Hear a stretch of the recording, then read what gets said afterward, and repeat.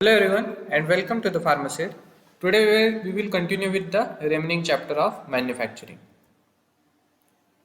Objectives of inventory control.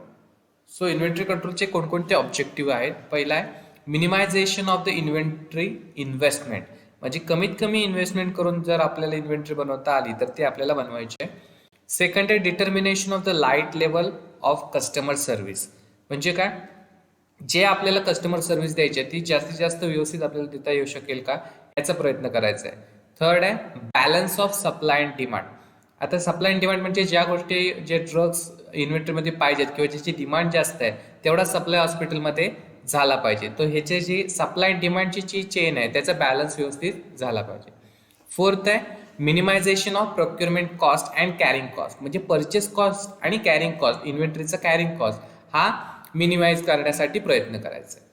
Fifth आहे maintenance of and up to date inventory control system, म्हणजे inventory कंट्रोलची जी system आहे ती व्यवस्थित ठेवायची आहे. म्हणजे त्याचा जो परचेस कॉस्ट असेल, कॅरिंग कॉस्ट असेल, सप्लाय अँड डिमांड असेल किंवा या सर्व ज्या गोष्टी आहेत त्याच व्यवस्थित ठेवण्यासाठी प्रयत्न करायचा. हे काय झाले objective of inventory control. Next आहे प्रोक्युरमेंट ऑफ स्टोर्स. जे आपल्याला ड्रग्स परचेस करायचे तर त्याची जी काही प्रोसेस आहे ते आपल्याला इथे बघायचे.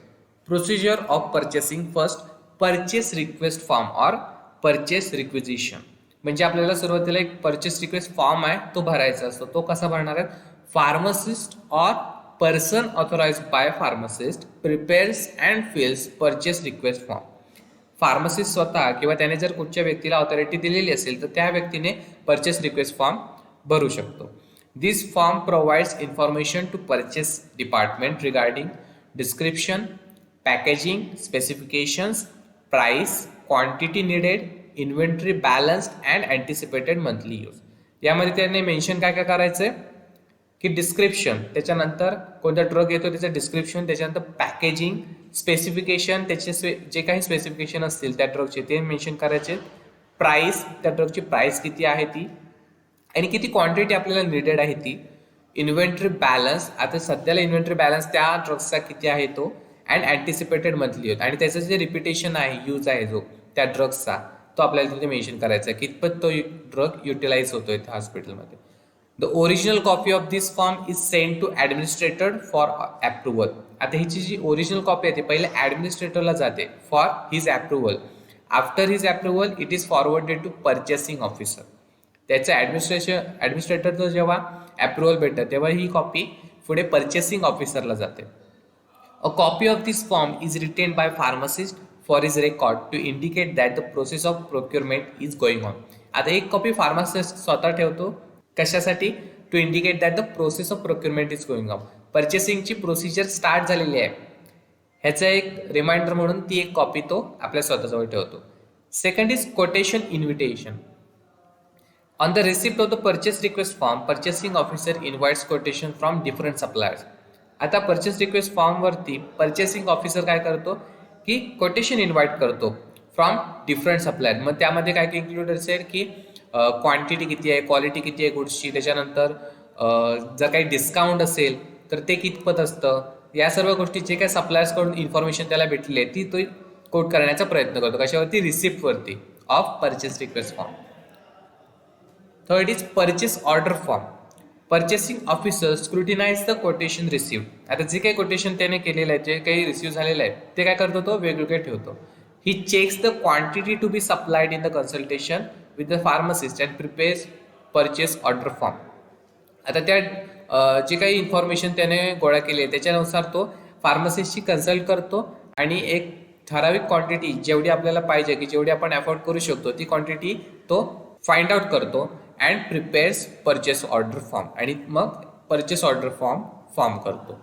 7 copies of purchase order form are prepared. आता हे जे काही परचेस ऑर्डर आहे त्याचे 7 कॉपीज प्रिपेअर केले जातात. पहिली कॉपी कुठे जाते बघा? Copy for the supplier for supply of material. एक सप्लायरला जाते की कितपत ड्रग्ज आपल्याला लागणार आहे ते ती सप्लायरला एक कॉपी जाते. Second a copy for the account section for audit. Account सेक्शनला एक कॉपी जाते त्याचं जे काही प्राइसिंग वगैरे आहे त्याची इन्फॉर्मेशन स्टोअर करण्यासाठी, आणि एका ऑडिटसाठी ते एक अकाउंट सेक्शनला कॉपी जाते. Third, a copy for the purchase section for filing. Purchase सेक्शनला एक कॉपी जाते for their information. A copy for the department from where purchase requisition originated. आता परचेस रिक्विजिशन कुठे ओरिजिनेट झालेलं आहे, ते जे डिपार्टमेंट असेल, मग ते फार्मसी डिपार्टमेंट असेल किंवा नर्सिंग डिपार्टमेंट असेल, शक्यतो फार्मसी डिपार्टमेंटकडून परचेस रिक्विजिशन ओरिजिनेट होतात. सो तिथल्या डिपार्टमेंटला एक कॉपी जाते. Two copies for the receipt section of stores out, which one is used once the good arrive for checking and the other when the goods are returned. दोन copies receipt section साठी जातात. कशासाठी? जेव्हा ड्रग्सचं good जेव्हा जे receive होणार असेल तर ते चेक करायला, आणि किंवा जर ते ड्रग्स परत रिटर्न केले जात असतील त्यावेळी. तर या दोन कारणांसाठी दोन कॉपीज रिसिप्ट सेक्शनसाठी दिल्या जातात. Sixth is a copy for history with the purchase section to ascertain the rates and other information in future. आता एक कॉपी कुठे जाते? परचेस सेक्शनला जाते. कशासाठी? एक जाते पहिली फिलिंग करण्यासाठी, आणि ही दुसरी कशासाठी दिली जाते? For the history. तुम्ही जे काही परचेस ऑर्डर फॉर्म केलेली आहे, जी परचेस ऑर्डर तुम्ही पुढे पास ऑन केलेली आहे, तर त्याची जी इन्फॉर्मेशन, त्याचं जे नॉलेज परत एका फाईलला स्टोअर करण्यासाठी परचेस सेक्शनला दिली जाते. फोर्थ काय? Receipt of goods. When the order goods comes in the department, the quantities and prices are check. आता जी इन्फॉर्मेशन त्यांनी दिलेली आहे की ज्या एवढ्या एवढ्या क्वांटिटीजचे आपल्याला ड्रग्स ऑर्डर पाहिजे, तर ती सप्लायरला दिली जाते. सप्लायरकडून ते चेक केलं जातं की त्याने जे दिलेले आहे इन्फॉर्मेशन की एवढे एवढे ड्रग्स आम्ही पास ऑन केले आहेत, तेवढे ड्रग परत इन्व्हेंटरीमध्ये आलेले आहेत का. सो हे सगळं चेक केलं जातं. Invoice of supplier is compared to the purchase order. Receive goods bill sent to the account section where bill is entered in purchase order register. आता जे काही बिल आलेलं आहे की एवढ्या एवढ्या क्वांटिटीचे आपण ड्रग घेतलेत, त्याचे प्राइसेसनुसार एवढं एवढं बिल आलेलं आहे. सो हे जे काही इन्फॉर्मेशन आहे ती परचेस सेक्शनला दिली जाते, जेणेकरून ते तिथे स्टोअर करू शकतात. If a part of order is return to the supplier, it contains goods return note. आता जर कोणत्या तरी ऑर्डरचा पार्ट आपल्याला परत रिटर्न करायचा आहे की आपल्याला तो नको किंवा तो जास्त आलेला आहे, तर ते इन्फॉर्मेशन सप्लायरला परत दिली जाते. It contains goods return note, आणि त्यामध्ये गुडचे रिटर्न दिलेलं आहे, आपण ते रिटर्न केलेलं आहे त्याची एक नोट राहणार आहे. A copy to the supplier and one to the department. त्याची कॉपी परत एक सप्लायरला जाणार आहे आणि एक to the department for their information. Fifth is release of payment to supplier. आता गुड्स आपल्याला पहिला आपण ऑर्डर रिक्वेजिशन केलेलं आहे, त्याच्यानंतर ते जे ऑर्डर आहे ती परत सप्लायर करून आपल्याला मिळालेली आहे. सो त्याचं जे काही पेमेंट असेल ते नंतर त्या सप्लायरला रिलीज केलं जातं.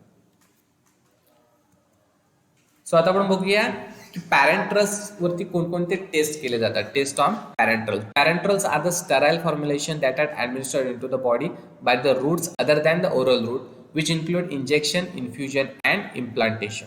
सो पॅरेंट्रलमध्ये जे काही आपण प्रिपरेशन बनवतोय त्याची टेस्टिंग होणं फार गरजेचं आहे, कारण ते कुठेही जातात, डायरेक्ट आपल्या बॉडीमध्ये जातात किंवा बॉडीच्या फार सेन्सिटिव्ह पार्ट्समध्ये त्यांचं इन्फ्युजन होणार आहे किंवा directly into the blood त्यांचं इन्फ्युजन होणार आहे. सो असे जे काही प्रिपरेशन्स आहेत ते त्यांची स्टेरिलिटी टेस्टिंग करणं किंवा त्यांचा जो काही प्युअर फॉर्म आहे तो चेक करणं फार गरजेचं असतं. सो त्यामध्ये आपण मोस्टली 4 टेस्ट करतो. पहिली आहे लिकर टेस्ट, दुसरी clarity test, third pyrogen test and last is sterility test. So या 4 टेस्ट आपण मोस्टली पॅरेंटल प्रिपरेशनवरती करत असतो. तर पहिली कोणती आहे? Leaker taste. आता लिकर टेस्टमध्ये तुम्हाला काय फाइंड आउट करायचं की नावातच आहे की त्यामध्ये कोणती लिकेज तर नाही ना, जे आपण ॲम्प्यूल्स वगैरे काही बनवले असतील सर त्यामध्ये कोणते लिकेज तर नाही ना, हे आपल्याला चेक करायचं आहे. It is performed by producing a negative pressure within an incompletely sealed ampule while the ampule is entirely submerged in a deep color dye solution.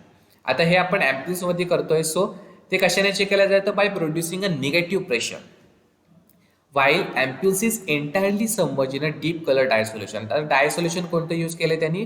1% methylene blue solution is usually used. कोणतं use केलंय? 1% methylene blue solution. आता एक compartment आहे, असं समजा की compartment आहे, त्यामध्ये 1% मिथिलीन ब्लू सोल्युशन आहे.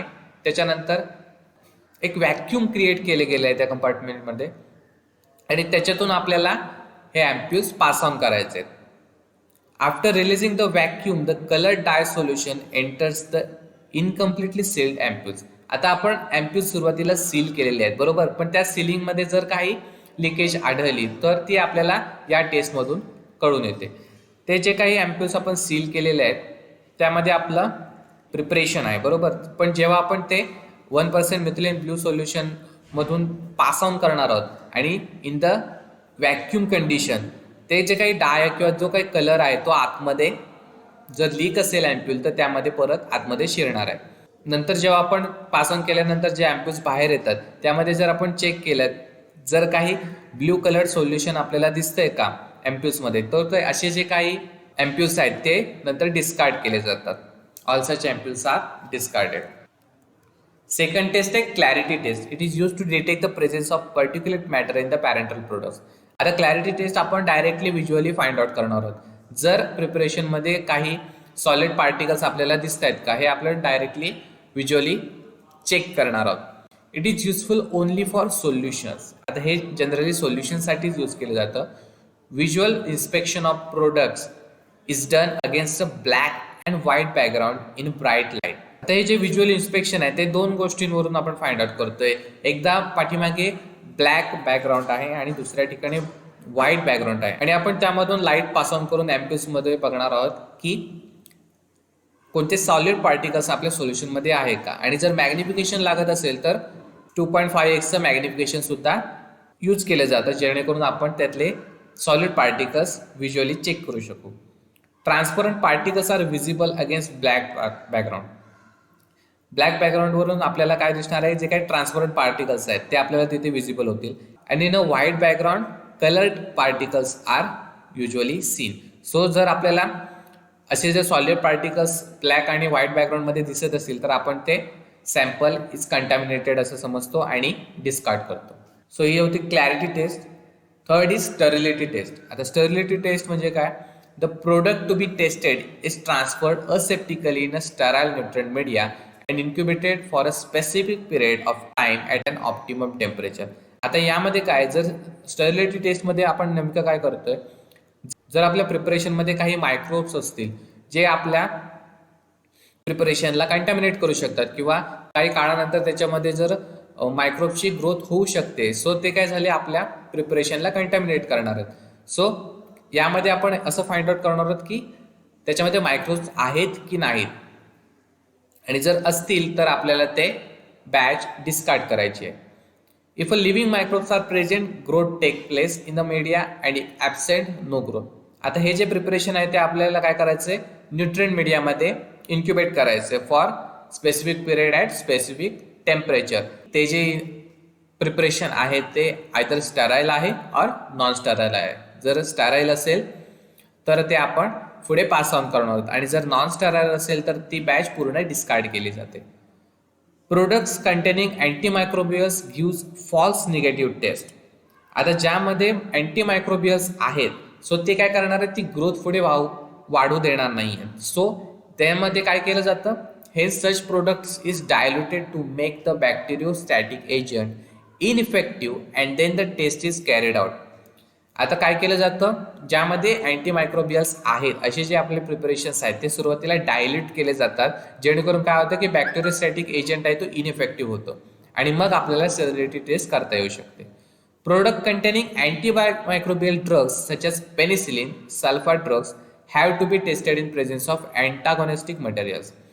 आता यामध्ये काय की ज्यामध्ये अँटीमायक्रोबियल ड्रग्स आहेत म्हणजे असे कोणकोणते, जर पेनिसिलिन असतील किंवा सल्फर ड्रग्स असतील, सो हे अँटागॉनिस्टिक मटेरियल बरोबर फर्स्ट इंटरॅक्ट केले जातात जेणेकरून काय होतं की ते इनॅक्टिव्ह होतील आणि नंतर मग आपल्याला स्टरिलिटी टेस्ट करता येईल. एक्झाम्पल कसं आहे की penicillin in the presence of penicillinase. Penicillin पहिल्यांदा पेनिसिलिनेस बरोबर रिॲक्ट केलं जातं आणि sulphur drugs in the presence of PABA. So हे काय करतात, ते इनॅक्टिव्ह करतात सल्फर ड्रग्स आणि पेनिसिलिनला आणि जेणेकरून आपल्याला काय करता येईल, पुढे स्टरिलिटी टेस्ट करता येऊ शकते. The nutrient medium must be sterile and able to produce microbial growth. जे आपण न्यूट्रिएंट मीडिया वापरणार आहोत ती स्टराईल असली पाहिजे and should be able to produce microbial growth. आणि त्यामध्ये जर मायक्रोब्स आपण इन्क्युबेट केले तर ते मायक्रोबियल ग्रोथ दाखवू शकतात. असंच मीडिया आपल्याला यूज करायचं आहे. If the test for sterility shows no microbial growth, the product is considered to be sterile. जर त्यामध्ये मायक्रोबियल ग्रोथ दाखवत नसेल तर ते आपल्याला इन्फरन्स काय येणार आहे की the product is sterile. If the test shows microbial growth, the test is repeated twice or thrice to check the accidental contamination. आता जर त्यामध्ये मायक्रोबियल ग्रोथ आढळत असेल तर टेस्ट ही परत 2-3दा परत रिपीट केली जाते आणि जर परत त्यामध्ये मायक्रोबियल ग्रोथ आढळत असेल तर the product is non sterile. The test is perform under the aseptic condition under laminar air flow. आता या सर्व गोष्टी आपल्याला असेप्टिकली करायच्या आहेत, त्याच्यामुळे लॅमिनार एअर फ्लोच्या अंडर त्या येतील. The test for sterility may be carried out by two methods. First is membrane filtration method and second is direct inoculation method. दोन मेथडने आपण स्टेरिलिटी टेस्टिंग करतो. पहिले आहे membrane filtration method.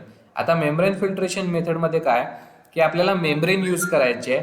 First filter करायचं आहे आपल्याला, जो काही आपलं प्रिपरेशन किंवा टेस्ट सॅम्पल आपण प्रिपेअर केलेला आहे ते आपल्याला पहिलं मेम्ब्रेनमधून पास ऑन करायचं आहे.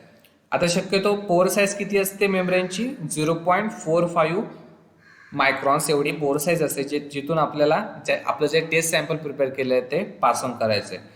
आता त्याच्या आधी आपल्याला जी मेम्ब्रेन आहे ती मॉइस्ट करायला लागते.